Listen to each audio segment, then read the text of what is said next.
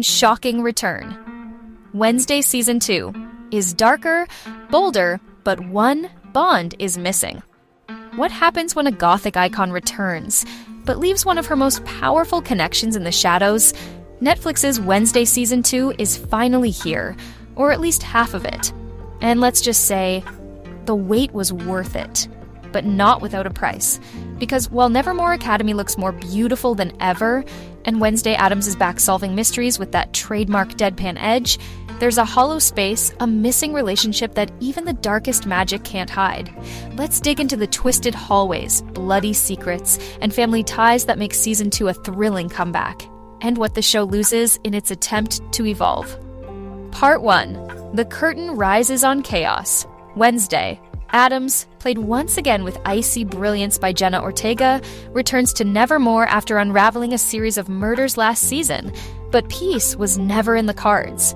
Season 2 opens with more questions, deeper mysteries, and a bigger spotlight on something fans have been craving: the Addams family. Gone are the days of keeping Morticia, Gomez, and Pugsley in the background. Season 2 pulls them into the front lines, and it works. Morticia, Catherine Zeta-Jones, and Wednesday share a mother-daughter tension that's sharp enough to cut glass. Gomez, Luis Guzman, adds emotional warmth, and Pugsley, Isaac Ordonez, finally gets to breathe, offering a view of Nevermore through less cynical eyes. The Addams are here, and they're no longer side characters. They are central. Part 2. A new mystery. A familiar darkness. The stakes are higher. Wednesday isn't just solving creepy puzzles anymore. She's unraveling conspiracies buried deep within Nevermore's walls. And for fans of Season 1's layered storytelling, this is a dream. From strange rituals to ancient secrets, the mystery builds with every episode. There's blood, betrayals, a new villain lurking in the shadows. And even as Wednesday peels back the curtain, there's one name missing from her emotional journey: Tyler. Tyler Galpin, the former love interest and Hyde, is no longer the romantic thread in Wednesday's tale.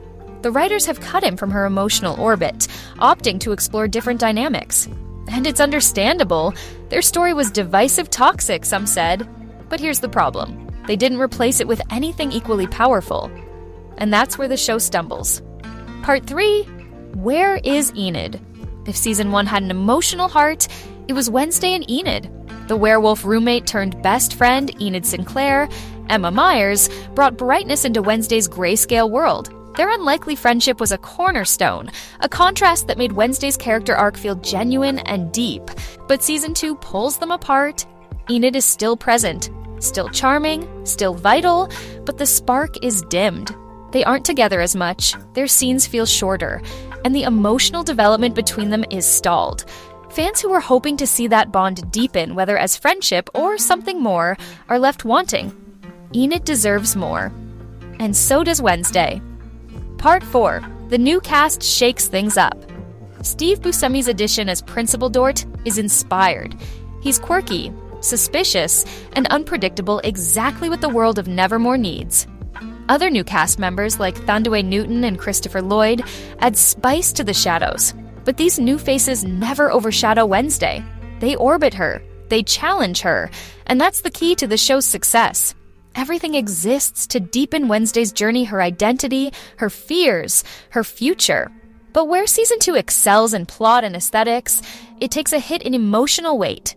The relationships, the real glue of Season 1, are less pronounced. And in a show about a girl who resists connection but secretly craves it, that loss is deeply felt. Part 5. Nevermore is a character in itself. Once again, the production design is top tier. Nevermore is more than just a school. It's a breathing, gothic wonderland. Cinematography is moody and atmospheric, with every corner hiding a secret. The color palette leans darker this season, matching the heightened stakes. There's a richness to the world. Costumes, music, set design, everything feels premium. But all of this beauty serves a darker core. Because beneath the visual splendor lies a creeping threat. Wednesday's stalker, teased at the end of Season 1, finally reveals their cards. And what begins as a chase turns into a game of survival. Part 6. The cliffhanger that cuts deep. Without spoiling too much, the ending of Episode 4 leaves blood on the floor. It's a classic Wednesday twist. Just when you think you've figured it out, you haven't. There's a cliffhanger. A brutal one. The kind that forces you to count down the days until part 2 drops on September 3rd. But beyond the plot shock, the real tension is emotional.